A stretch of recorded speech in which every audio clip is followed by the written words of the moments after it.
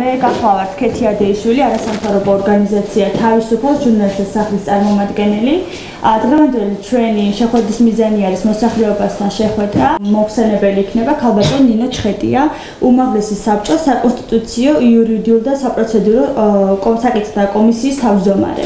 პრინციპში ჩვენთვის გაცილებით უფრო მნიშვნელოვანი არის უმაღლესი საბჭოს დეპუტატებისათვის ესეთი ტიპის ფორმატები. მართალია ჩვენ ხარ ძალიან ხშირად გვიწევს მათ შორის რაიონებშიც გასვლა, მაგრამ ერთია ვთქვათ ის ფორმატი, რომელშიც ჩვენ გვიწევს ურთიერთობა ჩვენს მოქალაქეებთან და მეორეა, როდესაც ამას არასამთავრობო სექტორის წარმომადგენლები გვთავაზობენ. დიდი ხანია ბუნებრივია თქვენ იცით, რომ ჩვენ ახალი შესრულები ვართ უფლებამოსილებაში. სულ რაღაცა რამდენიმე თვეა პრაქტიკულად 28 ნოემბრიდან დავიწყეთ, თუმცა გენდერული თანასწორობის საბჭო უფრო გვიან ჩამოყალიბდა უმაღლეს საბჭოში. მიზეზი ძალიან მარტივი იყო, გეტყვით რაღაც დონის ესეთი ტიპიური ქალური სოლიდარობა იყო, იქიდან გამომდინარე, რომ რაღაც დონეზე პროგნოზის თვალსაზრისით ვიძოდით, რომ ერთი ქალბატონი კიდე შემოგვემატებოდა ავტონომიური რესპუბლიკის უმაღლეს საბჭოში, მიუხედავად სხვა პოლიტიკური სუბიექტების წარმომადგენლობისა, მაინც რაღაცნაირად ესე გადავწყვიტეთ, რომ რაღაცა ლოდინის რეჟიმში ყოფილიყავით და მხოლოდ შემდეგ შეგვექმნა გენდერული თანასწორობის საბჭო, შეიქმნა მარტის ესე ვთქვათ დასაწყისში.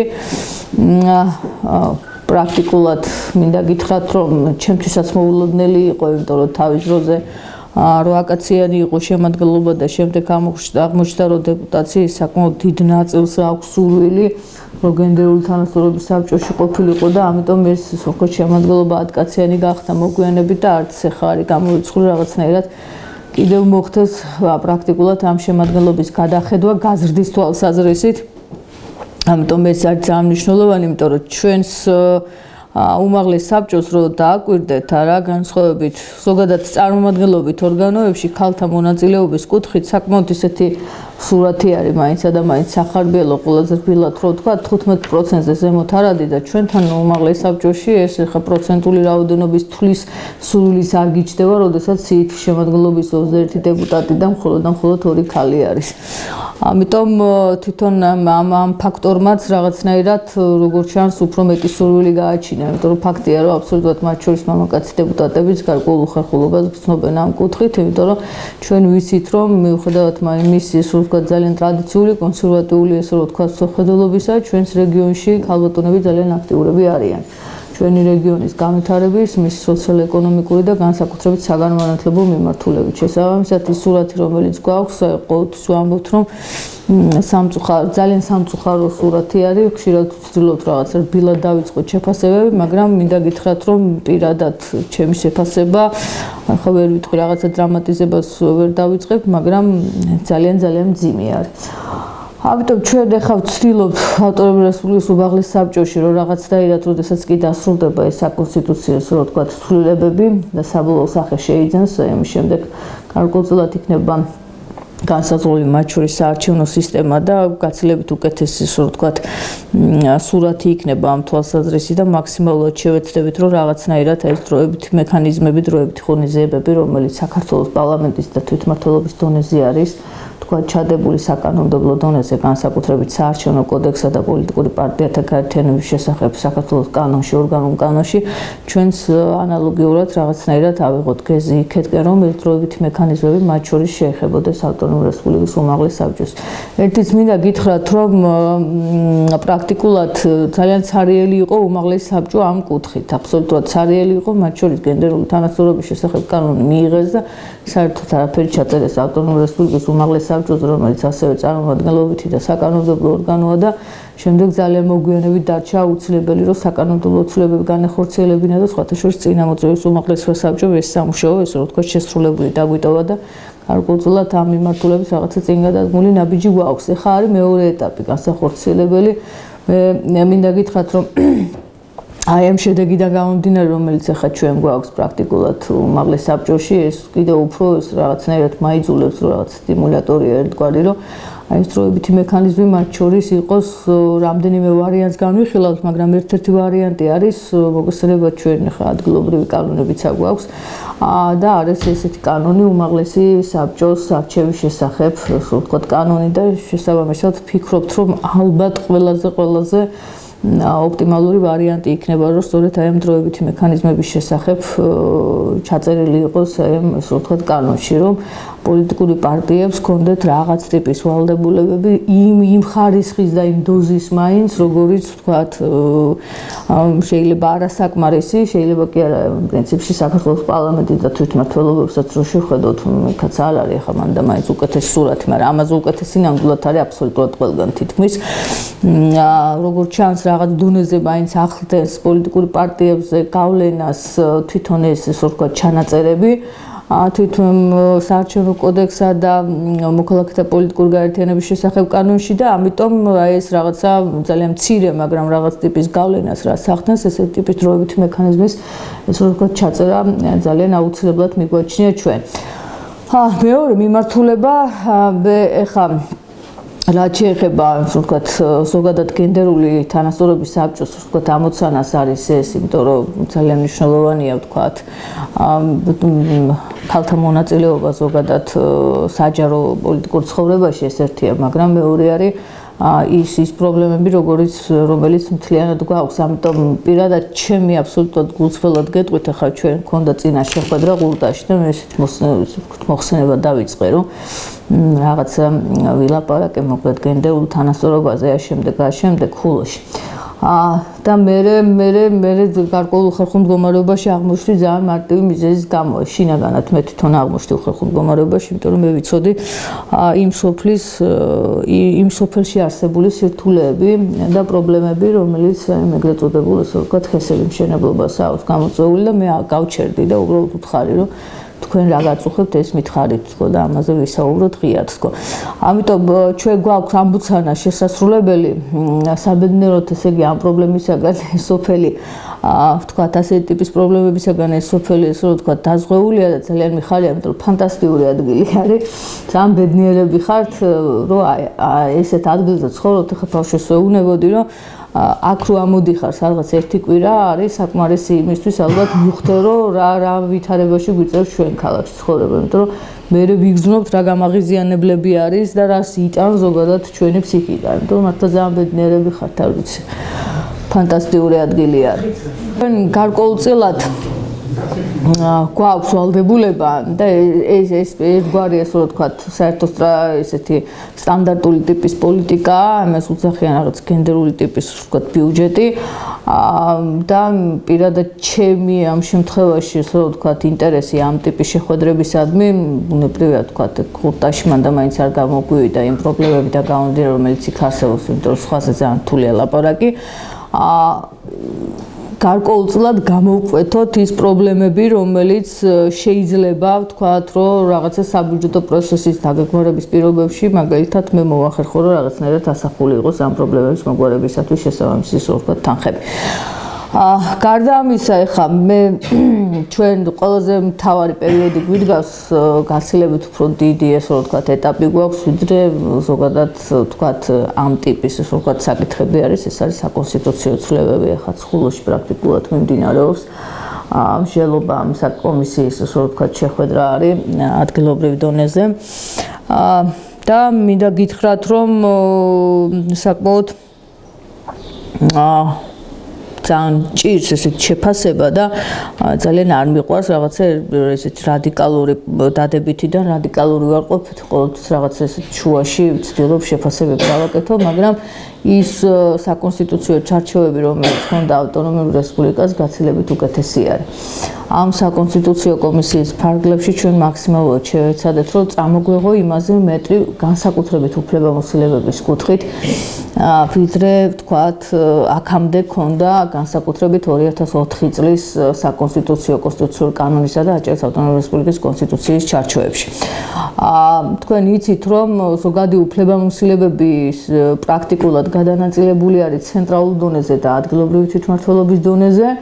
და ამ პირობებში კიდე რაღაცა ესე ვთქვათ ავტონომიური რესპუბლიკის უფლებამოსილებების ესე ვთქვათ ძებნა იყო ძალიან რთული. ამიტომ ჩვენ ავიღეთ ესეთი გეზი, ესეთი საკონსტიტუციო ან კონსტიტუციური კანონი ზე შევთანხმდით საქართველოს პარლამენტის თავმჯდომარესთან, რომელიც მოგცემდა ამ ორ უფლებამოსილების მქონე, ასე ვთქვათ, სუბიექტებს შორის, ანუ ცენტრალურ ხელისუფლებასა და საქართველოს მთავრობასა და მოდი ესე ვთქვათ, ადგილობრივი თვითმმართველობის, მაგალითად, ახლა ქედის, ვთქვათ, თვითმმართველობის შუაში დარჩენილ სამართლებრივ ენაზე ამას უძახიან ნარჩენ კომპეტენციებში ვიყოთ ძალიან, ესე ვთქვათ, თავისუფალი მოძრაობის საშუალება გქონდეს. ძალიან ბევრი იყო, მათ შორის ტელევიზიებს რაღაცები უყვარს ან ესეთი ატაცება სამინისტროების შესახებ და ბოლო-ბოლო დაიყვანეს იმაზე, რომ თურმე ჩვენ ამ საკონსტიტუციო ცვლილებებით გვექნება ბევრი სამინისტრო. მინდა გითხრათ, რომ ეხლა ნამდვილად არ აგვაქვს ესეთი წარმოდგენა, რომ ჩვენ აქ რაღაცა სამინისტროების ის უნდა გქონდეს დოღი, მაგრამ ასევე მინდა გითხრათ, რომ ის ნაწილი სამინისტროების, რომელიც ჩვენ ვთქვათ, დაგვრჩა, დიდი ნაწილი სამინისტროების მოგეხსენებათ, რომ პოლიტიკის განსაზღვრელი იქნება ის ჯანდაცვა თუ განათლება არის, ახლა ძალიან ბევრი პედაგოგები ხართ, არის რა თქმა უნდა საქართველოს განათლების სამინისტრო პირობითად. მაგრამ არსებობს პრობლემათა ჩამონათვალი, რომელიც არის ჩვენს რეგიონში, მაგალითად ეხა ბატონი აზორბოლქვაძე დღეს ამბობდა 12 საათზე აჭარის ტელევიზიასთან, რომ ეკომიგრანტებიო არისო საქართველოსა, ჩვენი რეგიონის სერიოზული პრობლემაო. ჩვენ ძალიან ბევრი გავიარეთ ამ მიმართულებით, არა მხოლოდ ეხა ხელისუფლებამ, არამედ ესე ვთქვათ, 5 წლის განმავლობაში და ძალიან დიდი ხნის განმავლობაში გარკვეული გამოცდილება ამ მიმართულებით დაგროვდა, გაცილებით უკეთესია. ვთქვათ, რა თქმა უნდა, შეიძლება ვინმესთვის საკმარისი არ იყოს, მაგრამ ეს აბსოლუტურად სხვა საკითხია, მაგრამ გაცილებით უკეთესად გვაქვს ზოგადად ეს პოლიტიკა განსაზღვრული, ვიდრე მათ შორის იგივე საქართველოს ცენტრალურ, ესე ვთქვათ, ხელისუფლების დონეზე არის. ამიტომ ეს ცვლილება მათ შორის სამინისტროების რაოდენობის ზრდას ესე განსაკუთრებულად კი არ უკავშირდება იმას, რომ მაგალითად პირობითად ჩვენ რო გვაქვს ჯანდაცვისა და სოციალური, ვთქვათ, სამინისტრო ჯანდაცვის მიმართულებით ჩვენ ახლა რაღაცა განსაკუთრებული პოლიტიკის განსაზღვრელი არა ვართ, ხო, ესე ვიცით. ანუ რა არის ხე ჯანდაცვის სამინისტრო ძირითადად რას აკეთებს, რომ აი ამ დამატებითი ფინანსური რესურსების გამო კიდე ახალ, ესე რომ ვთქვათ, პროგრამებს აფინანსებს, არა, ავტონომიური რესპუბლიკის მოსახლეობისათვის. ამიტომ ჩავთვალეთ, რომ ხო არ ჯობია არსებული, აი სადაც შეგვიძლია რაღაცა პოლიტიკა განსაზღვროთ, ხომ არ ჯობია რომ სამინისტრო იყოს არა ჯანდაცვის ყოფის, არამედ იყოს თქვათ ეკომიგრანტთა საკითხთა და ასე შემდეგ და ასე შემდეგ. მხოლოდ ამაზე არის ლაპარაკი და არანაირი სამინისტროების გაზრდაზე.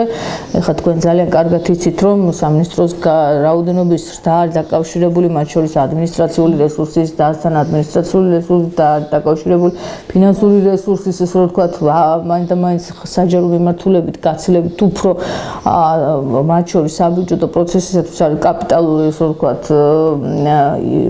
ინფრასტრუქტურის და ასე შემდეგ ამ მიმართულებით საბიუჯეტო, ესე რომ ვთქვათ, სახსრების გადანაწილება, ვიდრე ეხლა დაუსრულებლად, ესე ვთქვათ, სამმართველოების დეპარტამენტების და სამინისტროების არსებობა, გაზრდა.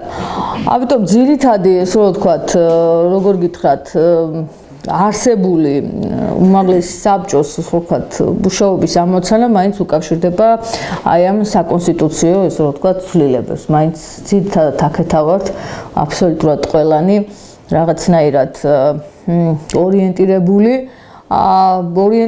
ვართ იქეთკენ, რომ მე პირადად, როდესაც ვიყავი მათ შორის, ვთქვათ, საზოგადოებრივად აქტიური და რაღაცნაირად სამოქალაქო მიმართულებით მუდმივად მესმოდა, რომ იყო და აბსოლუტურად ობიექტური პრეტენზია ჩვენი რეგიონის მოსახლეობის, რომ ხა უმაღლესი საბჭო რაღაც საკანონმდებლო საქმიანობას არ ახორციელებდა.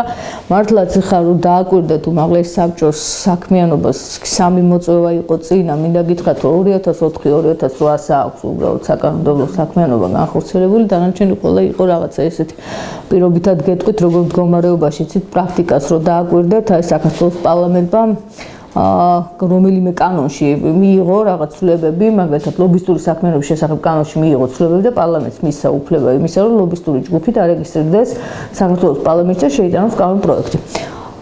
და ეს გაიგეს აპარატის თანამშრომლებმა და იმიტომ რომ ჩვენი თქვა ავტონომიური რესპუბლიკის რეგლამენტი ყოფილიყო შესაბამისობაში ამ კანონთან, იმიტომ ნორმატიული აქტების იერარქიით ეს ვალდებულება გვაქვს. მოკლედ ამ ტიპის ცვლილებები იყო მხოლოდ ანუ ვარდების რევოლუციის შემდეგ 2 წლის განმავლობაში მათ ჰქონდათ საკანონმდებლო ინიციატივები, იმიტომ რომ კონსტიტუციური კანონი მიიღეს, მერე კონსტიტუცია მიიღეს, მერე მიაყენეს 5 კანონი და აქ გაჩერდა ავტონომიური რესპუბლიკის უმაღლესი საბჭოს საკანონმდებლო საქმიანობა. ეხლა ვიყავით ამ მომცემების წინაშე, რომ საზოგადოების ეს ამ მოთხოვნაზე რაღაცნაირად პასუხი გქონოდა და მინდა გითხრათ, რომ იმ ფონზე რომ ძალიან ახლები ვარ და მათ შორის ჩვენს ისე ვთქვათ თანაგუნდელებთან, საქართველოს პარლამენტის დეპუტატებთან გვიწევს გარკვეული კომუნიკაცია და კონტაქტის ეხლა ესე რომ ვთქვათ გარკვეული მოძიება გვაქვს ზუსტად რაღაცნაირი ესე რომ ვთქვათ მცდელობა მუდმივი ისეთი, რომ სწორედ აი ამ განსაკუთრებით უფლებამოსილებების გაზრდის მიმართულებით ვიმუშაოთ ჩვენს თანაგუნდელებთან, საქართველოს პარლამენტის დეპუტატებთან და მინდა გითხრათ, რომ უკვე ორ კანონ პროექტთან დაკავშირებით, რომელიც განათლების მიმართულებით არის გარკვეული მხარდაჭერა საქართველოს პარლამენტის დეპუტატების, ვთვლიდით, რომ იმ პრაქტიკიდან, რომელიც იყო, რომ როდესაც უმაღლესი საბჭოს დეპუტაციიდან მიდიოდა კანონ პროექტები და მან და მაინც დიდი ყურადღების კი არა, მცირე ყურადღების ვთქვათ საგანიც კი არ იყო, ეხლა რაღაცნაირად ეს ვთქვათ ტრადიციის დარღვევა გვინდა და ამას პრაქტიკულად უკვე ეს ორი კანონ პროექტი გვაძლევს ამის თქმის საშუალებას, რომ ნამდვილად ვთქვათ ვახერხებთ და თუ ეს მოხერხდა, ანუ ეს ტრადიცია თუ მოხერხდა, რომ უმაღლესი საბჭოს მიერ ინიცირებული კანონ პროექტის მიმართ იქნება ყურადღება და შესაბამისი გადაწყვეტილებების მიღება მოხდება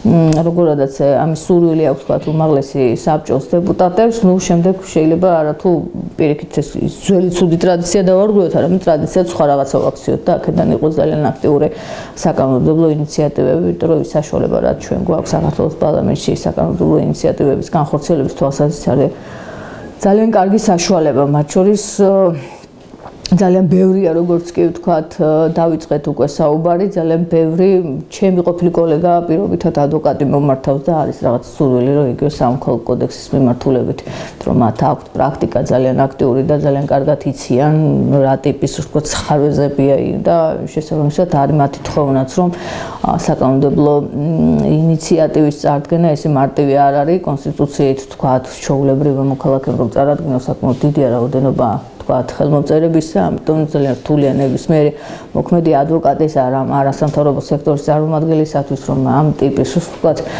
ორგანიზება გაუწიოს და ამიტომ ეს გზა მათთვის არის ძალიან კარგი გზა და ჩვენც ალბათ შეიძლება იმ წელიწადნახევრის განმავლობაში ვთქვათ ესე არ ავიღოთ თავზე ეს გადაწყვეტილებები, მაგრამ ნუ სადღაც 2018 წლის მიწურულს, როდესაც საბოლოოდ დიდი ალბათობით ესე ვფიქრობ ყოველ შემთხვევაში მოვჩებით ჩვენ აჭარის ავტონომიური რესპუბლიკის კონსტიტუციის მიღებას, ახალი კონსტიტუციის მიღებას. შემდეგ ალბათ ბუნებრივია მათ შორის ძალიან აქტიურად გვექნება გეზი აღებული საქართველოს პარლამენტისაგან. ამიტომ მე ხა ძალიან ბევრს აღარ გავაგრძელებ, მოკლედ ძალიან საინტერესო იქნება პირადად ჩემთვის ვთქვათ თქვენი მოსაზრებების მოსმენა, მაგრამ მე ისეთი რაღაცები მაინც არ მოვიწყდება და პირველი რაც მინდა გკითხოთ, აი თქვენ მინდა გკითხოთ, აი მოკლედ ფორტეპიანოსთან და რაღაცებთან დაკავშირებით, რადგან აქ ვარ ამოსული. ეს ცენტრი საკუთრება არის თვითმმართველობის თუ ძალიან კარგი, მაინც ძალიან კარგი. მოკლედ იმიტომ რომ მე რაღაცა იმედი მქონდა რომ აუცილებლად ეხა ქალბატონ ნინგას მოკლედ რაღაცნაირად შევაწუხებდი ამ მიმართულებით, თუმცა მიუხედავად ამისა მე ერთი რაღაცა მინდა თქვენ გთხოვოთ, მიუხედავად იმისა რომ მუნიციპალური არის მე აუცილებლად მექნება საუბარი მინისტრთან და მოდი ესეთ რაღაცაზე შევხვდეთ, რომ თქვენ გამიკეთეთ თქვათ აი ეს დაახლოებითი ძალიან ისეთი ხო აი ჩუბკი ბატონო რა გჭირდებათ შეიძლება ჩვენ ეს რაღაცნაირად გავაკეთოთ არასამინისტროსგან და რაღაც სხვანაირად რაღაცა საშუალებები ვიპოვოთ და მაშინ ჩვენ სხვა რამე შევიწევთ. ხო, ამიტომ მითხარით თქვენი საკონტაქტო ტელეფონი პირველ რიგში, რომ ჩავიწერო და ალბათ მეილის საშუალებით დაახლოებით გადმომიგდებთ თქვენი, ხო? კარგი, თქვენ იღებთ მოკლედ. კი ბატონო. მქონების შესახებ კანონში შევიტანეთ ცვლილება, როგორც კი მოვედით. რომელიც განათლების მიმართულებით იყო ძირითადად განკუთვნილი, იმიტომ რომ განათლების სამინისტროს აქვს სხვადასხვა ტიპის პროგრამები პირობითად რაღაცა ესეთი ტიპის ორგანიზაციებისათვის, რომ კულტურული ღონისძიებების გამართვის კუთხით. და ამ კონკრეტული პროექტის დაფინანსებას, როდესაც ითხოვს და თქვა ღებულობს ამ დაფინანსებას, თუ ხდებოდა შემდეგ შეძენა თქვა აი რა პირობითად თქვა აი დოლის ან რაღაცა ამ ტიპის საკრავი ინსტრუმენტების მოკლედ.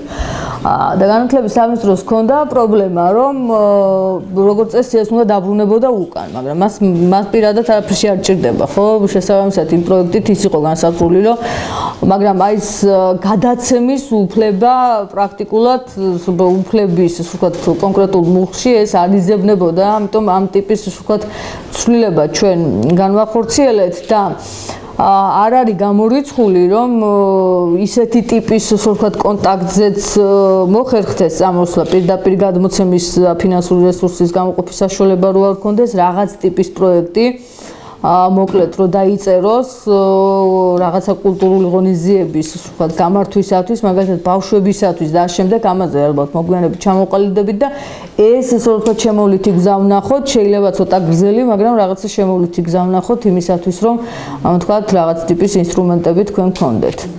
პირველი მისთან დაკავშირებით ან რაღაცა პატარა პროექტი რო დაიწეროს იმასის ბიუჯეტი მიებას რომ არ ჭირდება და ისთვის ჭირდება.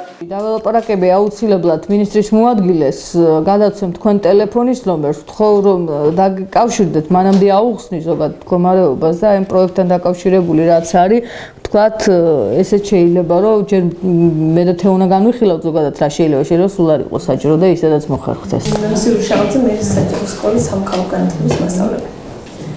თქვენ წერან ესეთი რამ თქვით, რომ საკანონმდებლო ინიციატივის დროს მე მახსოვს ერთხელ იყო ესეთი ის რომ 30%-იანი თანაფარდობა აი გენდერზეც საუბრობთ თემაცის არის ჩვენ და რატომღაც ეს ინიციატივა შემდეგ მიჩქვა. აი თქვენ ამბობთ ახლა რომ აჭარის კონსტიტუციის შექმნის შემთხვევაში ჩვენ უფრო გავაქტიურდებით და მსგავსი რაღაცნაირად ვაიძულებთ.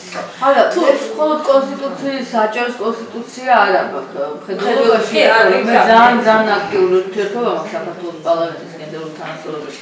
საბჭოს თავმჯდომარეს და ვიცი. აი კონკრეტულად რაიმე სახის ინიციატივა ხო არ აქვს თქო. როდესაც რაღაც ვთქვათ იმედი მაქვს იმისა, რომ ამ იდეას ვთქვათ ექნება რაღაცა გაგრძელება, ნუ არის რაღაც ვთქვათ მიზეზები, ხო? პირველი მიზეზი გეტყვით არის ის, რომ ჩვენ ადამიანის უფლებების თავი საქართველოს კონსტიტუციის კარგი გქონდა სხვათა შორის. მე ყოველთვის კმაყოფილი ვიყავი და თვითონ ის ფაქტი, რომ 95 წლიდან სადღაც 17 წლის 95 წლიდან 2017 წლამდე მოხერხდა სტაბილურად ისე რომ ფუნდამენტური ცვლილებები მასში არ განხორციელებულიყო, ეს იმაზე მეტყველებს, რომ ზოგადად პრინციპების დონეზე ადამიანის უფლებების თავი ძალიან კარგად იყო ჩამოყალიბებული. აი ამ კონსტიტუციას 95 წლის თავს 95 წლის კონსტიტუცია თუ რა მქონდა საუკეთესო და რაღაც ეტაპზე გაგრძელება იყო, თქვათ, აი 21 წლის, თქვათ, საქართველოს კონსტიტუციის პრინციპების დონეზე იყო ზუსტად ეს თავი. მაგრამ განვითარებულმა მოვლენებმა ზოგადად გაჩნდა უფლებების რაღაცა ნაწილი, რომელიც კიდევ უფრო გააქტიურებული არის არა მხოლოდ ჩვენს ქვეყანაში, არამედ ზოგადად ვთქვათ თანამედროვე სოფლიოში.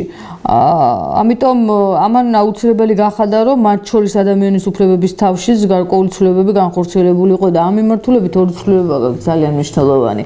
ის რაც ეხება ზოგადად გენდერულ თანასწორობას, ეს ორი მუხში შედის პრაქტიკულად საკმაოდ საინტერესო ჩანაწერი, რომელიც პრინციპის დონეზე აღიარებს ქალსა და მამაკაც შორის თანასწორობას და მათ შორის სახელმწიფოს ვალდებულებას იგივე სოციალური, ესე რომ ვთქვათ, უზრუნველყოფის თვალსაზრისით. ამიტომ ეს ორი ჩანაწერი არის იმ ტიპის ჩანაწერი, რომ მე კი არა ვთქვათ, ჩემს მეგობარ უმაღლეს საბჭოს თავმჯდომარეს დათო გაბაიძეს, ვთქვათ, ან უმაღლეს საბჭოს, ვთქვათ, სხვა ჩემს მეგობრებს, ვთქვათ, ცოტნე ანანიძეს ან ვიღაცას ზანაც, რომ არ გვინდოდეს, ეს გვაიძულებს, რომ უნდა გვინდოდეს. აი ესეთი არის მდგომარეობა.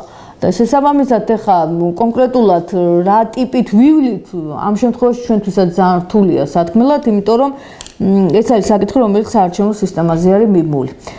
ფაქტია, რომ ზოგადი გადაწყვეტილებით იცით თქვენ, რომ იყო ორი ვარიანტი, უпроსტოდ სამი ვარიანტი, იყო ერთი ვარიანტი, რომელიც დიდი ხანი იყო ქვეყანაში, ეგრეთ წოდებული შერეული საარჩევნო სისტემა, მაჟორიტარები და თქვათ პროპორციული სია იყო რაღაცა საკმაოდ ხანგრძლივი პერიოდის საუბარი რეგიონულ პროპორციულ სიასთან დაკავშირებით და მოკლედ გაჩერებული ვართ უბრალოდ პროპორციულ სიასთან დაკავშირებით.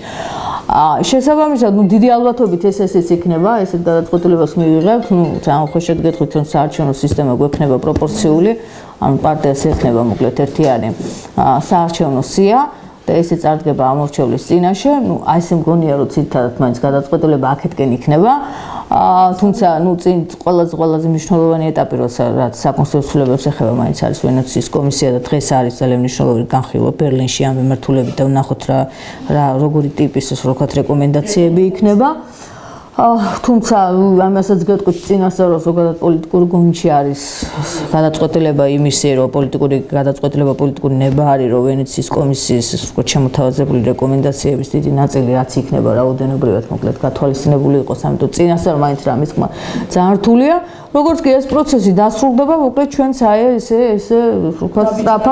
სწრაფად დავიწყებთ ბუნებრივია ამ ცვლილებებს. არის ის ვარიანტიც, სხვათა შორის მინდა გითხრათ, რომ